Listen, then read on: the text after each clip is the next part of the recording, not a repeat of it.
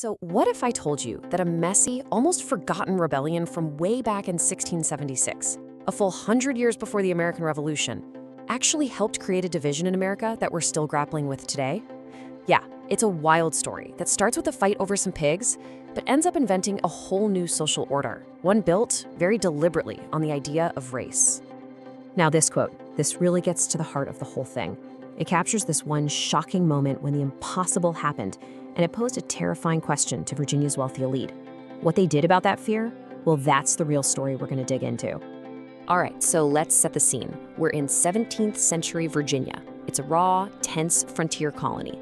Now, the textbook version of this story, the one you might have heard in school, starts as a pretty straightforward conflict between the English colonists and Native Americans. And at the center of it all, you've got these two men who couldn't be more different, even though they were actually cousins by marriage.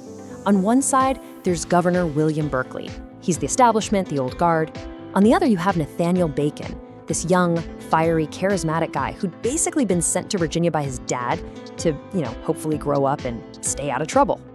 And you're not going to believe this, but this whole massive historical shift literally starts with a squabble over some pigs that a planter didn't pay for. That tiny dispute leads to a revenge raid by the colonists. But, and this is a huge but, they make a fatal mistake and attack the wrong tribe, the friendly Susquehannock. And just like that, the whole frontier is on fire. So this is where Bacon and Berkeley really clash. Bacon had this really simple and frankly brutal policy. He said all Native Americans were enemies, period, and he wanted to wage an all-out war. Governor Berkeley, though, he was way more cautious. He knew that attacking friendly tribes was a terrible idea that could unite every Native nation against them. So when Berkeley says no and refuses to give Bacon an official commission to lead a militia, Bacon just decides to do it anyway. Okay, so let's get into the real story here, because that conflict along the frontier, that was just the spark. The colony itself was an absolute powder keg of anger and resentment just waiting for a match.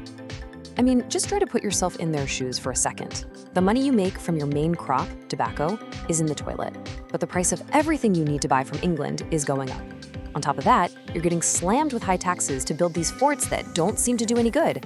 And to make it all worse, you've just been hammered by a string of natural disasters. All of this created this huge and growing population of former indentured servants who are now free, but had no land, no money, and were deeply, deeply unhappy. And this quote just nails the feeling on the ground. People felt like they were being ruled by a corrupt little club of rich guys who only looked out for themselves. This complaint here points out that the local officials were all men of a consanguinity, which is a fancy way of saying they were all family, all cousins and brothers-in-law, lining their own pockets while everybody else struggled. So Nathaniel Bacon, this charismatic outsider, he sees all this simmering anger, and he just grabs onto it. He starts to build a movement, an army, that was something the colonial world had truly never seen before. And this right here, this is the part that absolutely terrified the ruling class. Bacon's army wasn't just angry white farmers. It was a multi-racial coalition of the have-nots. You had poor white indentured servants fighting right alongside black men, both enslaved and free. They were united, not by the color of their skin, but by the fact that they were all poor and had a common enemy, the wealthy elite.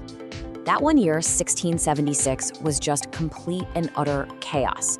Bacon's little unauthorized raids blow up into a full-blown civil war. He marches his army on the capital, Jamestown, and basically forces the governor to make his army official. He puts out this declaration of the people, accusing the government of being totally corrupt, and then, in the most shocking moment of all, he burns the capital city to the ground. But then, right at the peak of his power, Bacon gets sick with dysentery. They called it the bloody flux, and he just dies. And without him, his rebellion completely falls apart. So with Bacon out of the picture, Governor Berkeley comes roaring back into power, and he showed zero mercy. He rounded up 23 of the rebellion's leaders and had them all hanged, crushing whatever was left of the movement. So on the surface, it looks like a total failure, right? The leader is dead, his followers are executed, the old government is back in charge. You'd think, okay, story's over. But actually, this is where the real story begins. How on earth did this failed rebellion end up changing America forever?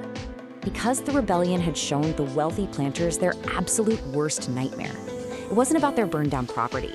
It was the terrifying sight of poor white and black people, armed and fighting together against them.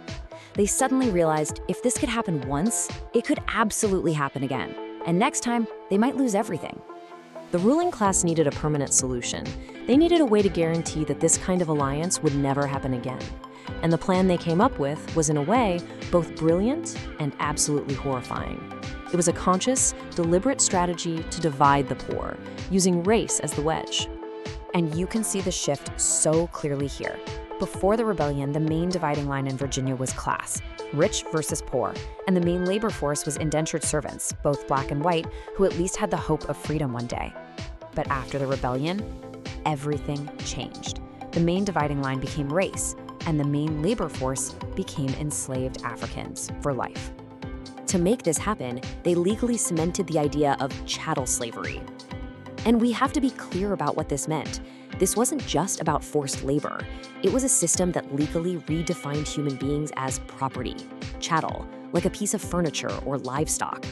And the most crucial part, they passed a law saying a child's status followed their mother's.